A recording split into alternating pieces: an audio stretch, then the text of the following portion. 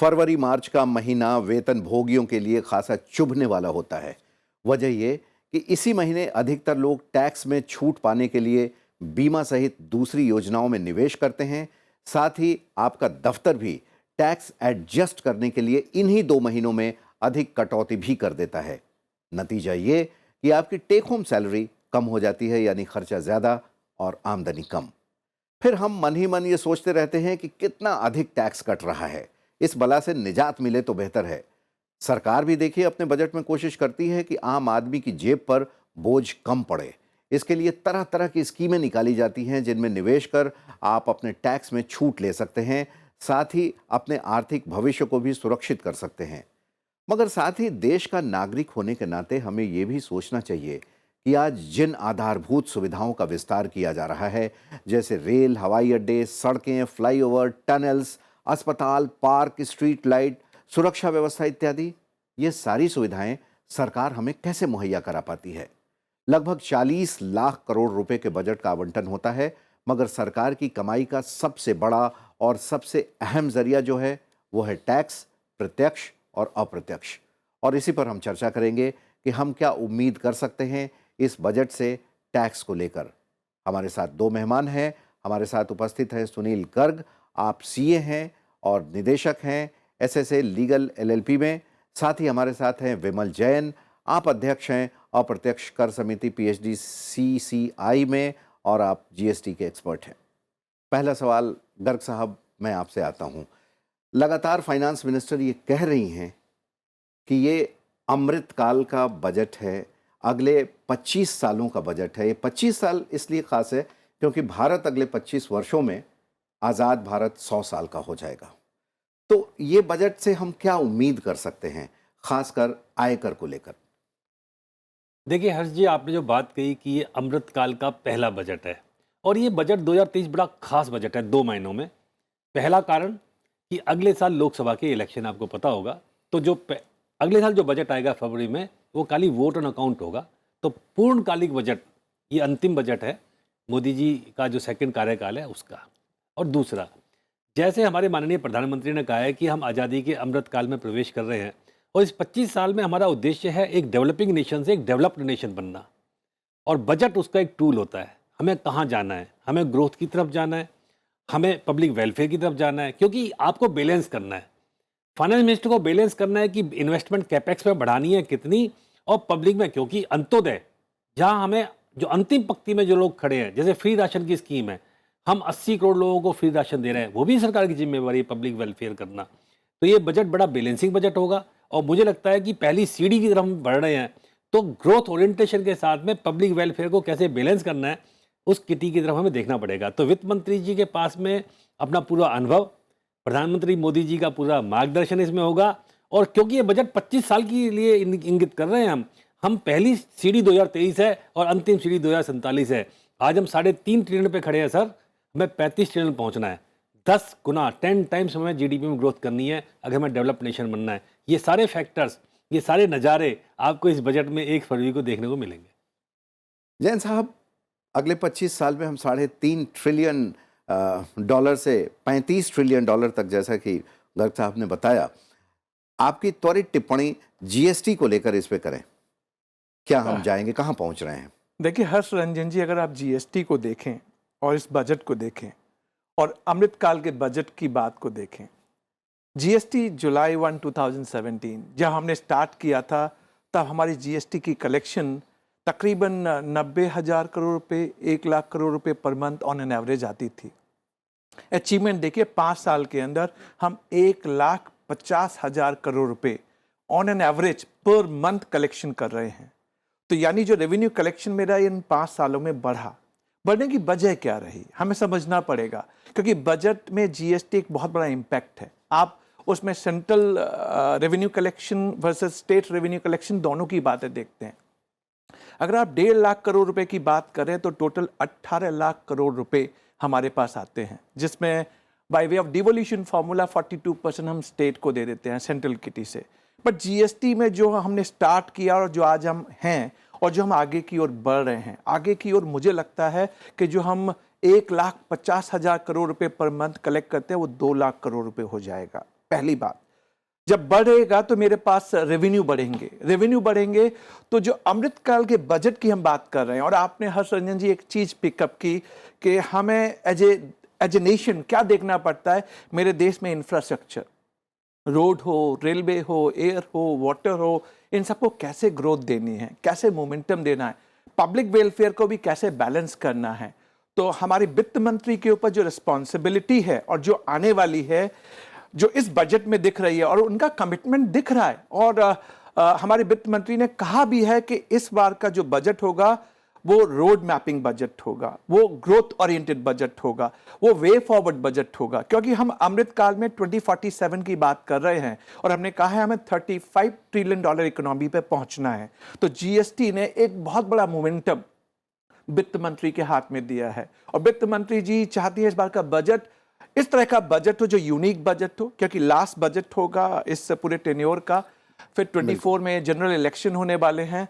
तो मैं भी चाहूंगा कि वित्त मंत्री आम आदमी की बात सुने, आम आदमी जो चाहता है इस बजट से वो एडवांटेज उनको मिले। जीएसटी जरूर उन्हें एडवांटेज देगा, जीएसटी में और सारी बातें हैं जी, अब उस पे विस्तार से आपसे चर्चा करेंगे। तो त्वरित इनकी प्रतिक्रिया ये रही कि 2 लाख करोड़ प्रति मंथ लगभग पहुंच जाएगा, यानी कि अभी 18 लाख करोड़ के आसपास सालाना है, जो 24 लाख तक हो सकता है।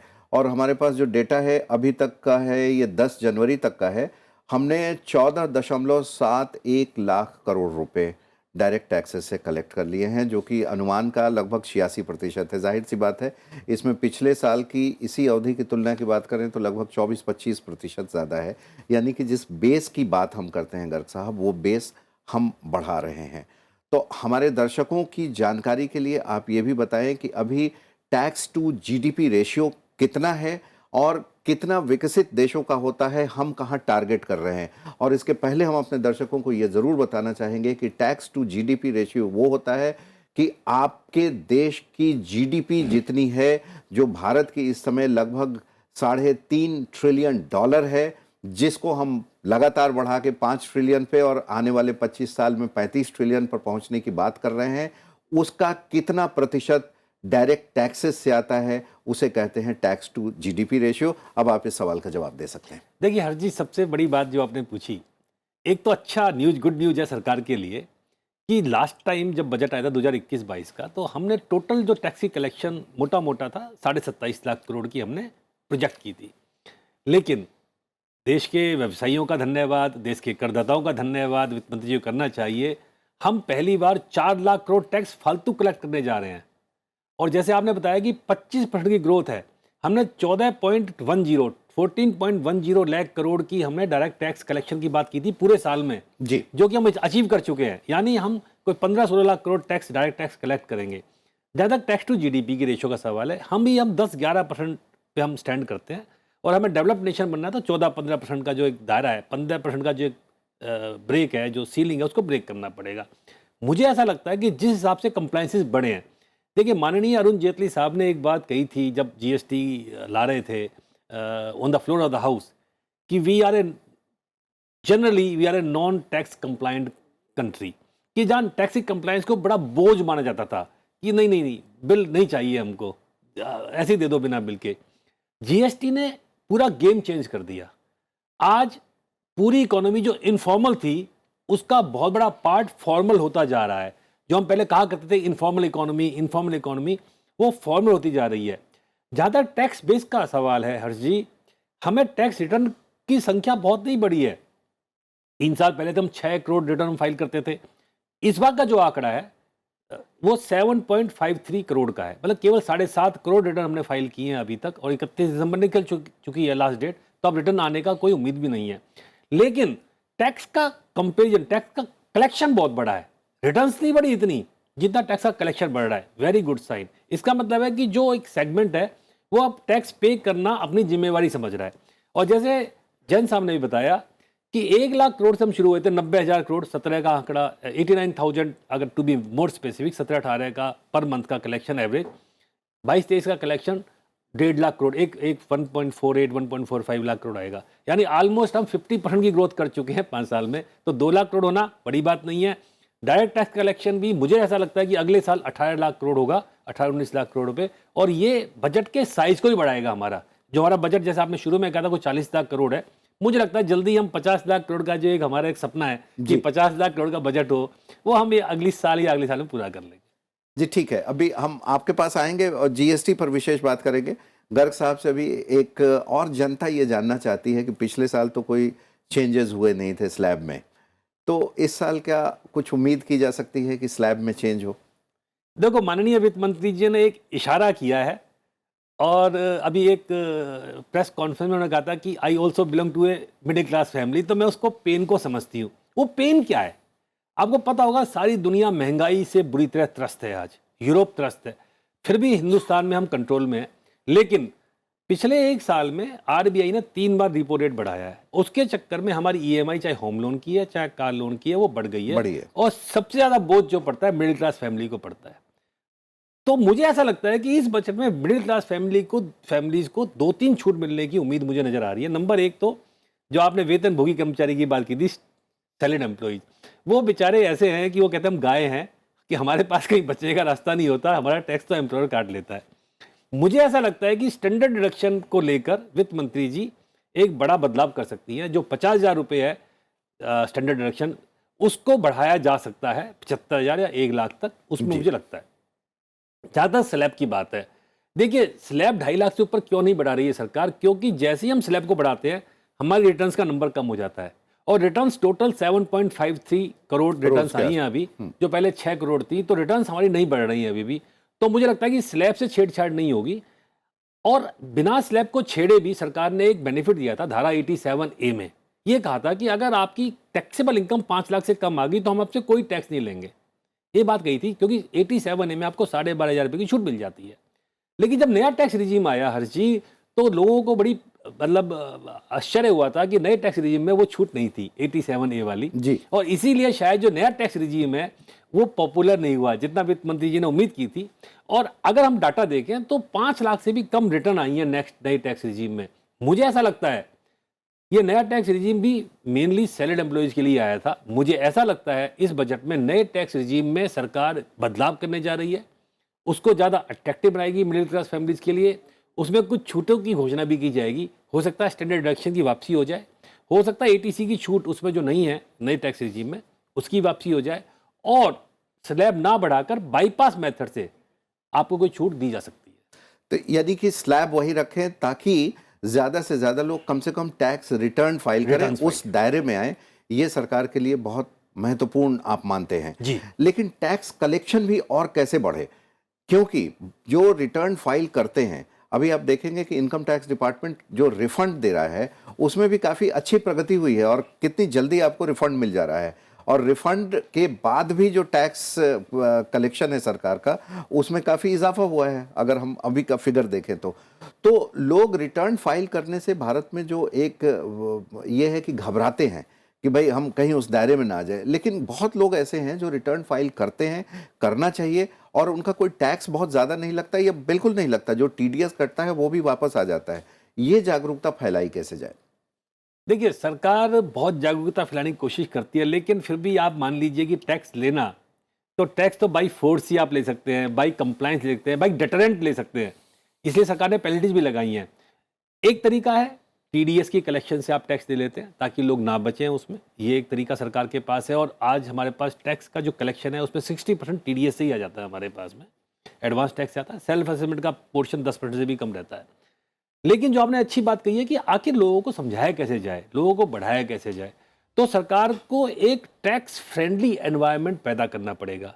जो टैक्स का डिटरेंट है, जो टैक्स का टॉर्चर वाली जो है, जो एक डरते लोग, वो जब तक टैक्स फ्रेंडली अप्रोच नहीं होगी, जब तक टैक्स का बेस नहीं बढ़ाया जा सकता। आप खाली डंडा चला के टैक्स लेना चाहेंगे वो पॉसिबल नहीं है।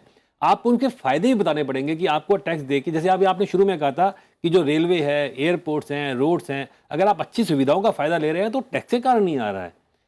दूसरा, सरकार को एक बात और करनी पड़ेगी, जो मिडिल क्लास फैमिलीज का पेन है जो है आज की डेट में, माने न माने, पर उस पेन को दूर करने का भी साधन सरकार को करना पड़ेगा इस बजट में।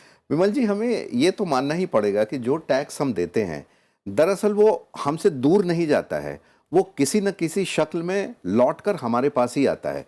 मुझे 25-30 साल पहले की भी दिल्ली याद है, किस तरीके की सड़कें थी, और आज की भी दिल्ली हम देख रहे हैं जो अमेरिका की सड़कों को कंपटीशन दे रही है। तो वो सुविधाएं तो हमारे पास ही लौट के आ रही हैं। अब आती है बात जीएसटी पर, मैं आपसे थोड़ा ये जानना चाहता हूँ। जब बजट पेश होता था पहले, तो एक बड़ी लोगों में अपेक्षाएं रहती थी, जिज्ञासा रहती थी, किस चीज़ के दाम बढ़ेंगे, किस चीज़ के दाम घटेंगे, सिगरेट बढ़ेगा, स्टील बढ़ेगा। अब बजट में ये चीज़ खत्म हो गई है, ये जीएसटी की वजह से है? हर्ष रंजन जी, मैं दोनों बातों के आपको आंसर देना चाहूँगा। सबसे पहले मैं आपकी उस बात को लेता हूँ कि 25 साल पहले की दिल्ली, दिल्ली क्यों, भारत का पूरा देश अगर हम देखें, हमारे रूरल एरियाज देखें, ये टैक्स जो हम कलेक्शन करते हैं, जो गवर्नमेंट कलेक्ट करती है, किसके लिए कलेक्ट करती है? देश के लिए करती है। ये टैक्स का कलेक्शन का पैसा जाता कहाँ है? मेरे इंफ्रास्ट्रक्चर डेवलपमेंट में जाता है, चाहे वो रोड हो, रेल हो, हमने सब डिस्कस किया। अल्टीमेटली वो मेरे पास वापस आता है। पहले मैं एक जगह से दूसरी जगह सफ़र करता था, रोड मेरे टूटे हुए होते थे, बिल्कुल। और मेरी ट्रांसपोर्टेशन कॉस्ट, मेरी लॉजिस्टिक कॉस्ट, सारी कॉस्ट बढ़ी हुई होती थी। वो सारी चीज़ को मैंने मिनिमाइज कर दिया। मेरी एवरेज टाइमिंग फ्रॉम एक जगह से दूसरी जगह जाने की कम हो गई है। तो हम सबको समझना पड़ेगा, जे सिटीजन ऑफ इंडिया को जो टैक्स का कलेक्शन हो रहा है वो हमारे भले के लिए है। दूसरी बात, इसमें डिटरेंट क्यों, हम ऐसा क्यों माने ये डिटरेंट है? हमारा कंट्रीब्यूशन भी तो होना चाहिए। बिल्कुल। देश के प्रति भागीदारी भी तो होनी चाहिए। मुझे देश के लिए कंट्रीब्यूट करना है तो मुझे खुद आगे चल के आना है। दिक्कत क्या आ रही है हर्ष रंजन जी, इनफॉर्मल से जब फॉर्मल में हम आते हैं ना, तो थोड़ा सा हमें बॉटलनेक ये बॉटलनेक है। आपने भी देखा होगा, जब हम कोई नियम कानून नहीं मानते तो आज हमसे कह दिया जाए कि नियम कानून मानना पड़ेगा, तो हमारे मन में हिच और पिच आने लगती है। हमें पहले सबसे इससे बाहर आना पड़ेगा। विमल जी, जब भी, वही मैं बता रहा हूँ कि जब भी कोई नई चीज आती है तो एक स्वभावतः विरोध उसका होता है। अब जीएसटी जब आ रहा था तो काफी लोग उसको कैसे होगा, कितना कॉम्प्लिकेटेड है। आज जब मैं व्यापारियों से बात करता हूं जीएसटी को लेकर और जीएसटी फाइलिंग को लेकर, वो इतने सिक्योर्ड हैं और इतने आत्मविश्वास से भरे हुए हैं और इतने सुविधाजनक है कि इससे बेहतर कुछ हो ही नहीं सकता था। हर्ष संजय जी, दोनों बातों का आंसर दूंगा। पहले आपने मुझसे पूछा था जिसका आंसर मैं दे नहीं पाया था। जी जी जी, वो पिछली बार हमने देखा था, जीएसटी से पहले जब भी बजट आता था तो हम पूरा ये ट्रेलर देखते थे, इसके दाम बढ़ गए और इसके दाम घट गए। ये अब जीएसटी में क्यों नहीं होता? इसका वजह यह है कि अब जीएसटी में सारे पावर जीएसटी काउंसिल को दे दिए गए हैं, और जीएसटी काउंसिल मिलती रहती है। जीएसटी काउंसिल में सेंट्रल और स्टेट दोनों बैठते हैं और वो तय करते हैं किसके रेट हमें क्या करने हैं। मैं आपको ये बताना चाहूँगा, दर्शकों को भी बताना चाहूँगा कि हमारे जो जीएसटी के रेट हैं 5%, 12%, 18%, 28%, 28% में मोर देन 230 प्रोडक्ट होते थे। 230 प्रोडक्ट जो आज घट के कुल 25-26 रह गए हैं। यानी गवर्नमेंट ने over a period of time 5 साल जो 28% का स्लैब था, 230 से 20-25 प्रोडक्ट पे लेके आ गए। यानी गवर्नमेंट भी वर्क कर रही है कि जो हायर जीएसटी रेट थे उनको कैसे कम किया जाए। और दूसरी बात जो आपने कही, कॉम्प्लायंसेस जीएसटी में बढ़े हैं। आज हमारे पास 1,40,00,000 टैक्स पेयर बेस है। अभी वित्त मंत्री जी ने कहा है कि हमें इस टैक्स बेस को बढ़ाना है। टैक्स बेस बढ़ाने के लिए चैलेंजिंग यही होता है कि जो बंदा कल तक किसी चीज़ों को नहीं फॉलो करता था, कैश में बेचना, कभी बिल नहीं बनाना, कभी कॉम्प्लायंसेस नहीं करना, तो उसको जब हम कहते हैं कि तेरे भले के लिए है, तो ये मैसेज, ये प्रोग्राम हर्ष रंजन जी आपने सही टाइम पे सेलेक्ट किया है कि हम उन लोगों को बता रहे हैं जो टैक्स का कलेक्शन होता है वो हमारे फायदे के लिए, हमारे देश के फायदे के लिए। तो आप देखिए, जब मैं 89,000 90,000 पर मंथ का करोड़ 90,000 करोड़ पर मंथ का कलेक्शन करता था जब जीएसटी आया था, और आज मैं 1,50,000 करोड़ रुपए पे पहुंच गया, ये इटसेल्फ शो करता है मेरी कितनी ग्रोथ हो गई है। ग्रोथ होने की वजह क्या हो सकती है? मेरे कॉम्प्लायंसेस बहुत बड़े हैं। अगर आप देखें 5 सालों के अंदर कॉम्प्लायंसेस बढ़े हैं। दूसरा, आप देखें जीएसटी काउंसिल एक ऐसा इंपॉर्टेंट रोल अदा कर रही है जो कई चीजों के ऊपर, जहां जीएसटी में कई डिफरेंसेस है, चाहे सेंट्रल स्टेट के बीच, दोनों साथ आते हैं और दोनों साथ मिलकर कंट्रीब्यूट करते हैं और डिसाइड करते हैं। यूनिफॉर्मिटी है, विदाउट एनी बायसनेस डिस्कस करते हैं और फिर उस पर चेंजेस लेके आते हैं। आपने रिटर्न में भी देखा होगा, रिटर्न के अंदर कॉम्पोजिशन डीलर जीएसटी में एक बहुत बड़ा मैटर है, जिसमें 1 करोड़ रुपए की एक लिमिट होती है। जिसमें आप कॉम्पोजिशन डीलर का रजिस्ट्रेशन ले सकते हैं। तो गवर्नमेंट ने जीएसटी में आने वाले कई चैलेंजेस एंड ऑब्स्टेकल को over a period of time cover up किया है, बजट के लिए नहीं छोड़ा। पहले तो हम बजट, यूनियन बजट का जब एक साल बीत जाएगा तो होगा। हाँ। और ये बहुत अहम बात है कि लोगों की, अब जैसे कोरोना पीरियड में देखिए क्या चीज अचानक आ सकता है। सरकार साल भर नीड्स एसेस कर रही है देश के लोगों की, जरूरतों की, और उसके हिसाब से ये तय हो रहा है। और खासकर जीएसटी काउंसिल की आप बात कर रहे हैं, जो इसकी बैठकें होती हैं वो उसमें देखिए पूरे एक तो देश का पार्टिसिपेशन होता है, नीड्स असेस करके बहुत सारी चीज़ों के दाम ऊपर नीचे आप टैक्स स्ट्रक्चर में करते हैं, जो बहुत ज़रूरी है। हुआ भी था। आप देखिए कोविड के टाइम पे जब कोविड आया था और हम सबके पास कोई उपाय नहीं था, तो जो मेडिसिन थी, जो हमारे इक्विपमेंट थे, जो ऑक्सीजन सिलेंडर्स की हम बात कर रहे हैं, सारे उन सबके ऊपर कंसेशनल या एग्जेम्पशन दे दिया गया, इमीडिएटली दे दिया गया। ये सारी चीजें एकदम जब आपको जरूरत है तब जीएसटी काउंसिल ने एक्ट करके दी हैं। तो जीएसटी काउंसिल आज जीएसटी में जो रोल अदा कर रही है वो एज एंड व्हेन बेसिस पे, यानी आपकी आज जरूरत और कल उसके बारे में डिस्कशन होता है जीएसटी काउंसिल में, और जो भी सेंट्रल स्टेट मिलकर तय करते हैं वो हम सबके लिए एप्लीकेबल हो जाता है। तो मुझे यूनियन बजट का वेट नहीं करना पड़ता। बिल्कुल। चलिए, जीएसटी आने वाले समय में आप उम्मीद कर रहे हैं कि अभी 1.5 लाख करोड़ प्रति मंथ से जो है वो बढ़कर 2 लाख करोड़, और आने वाले समय में शायद और बढ़े।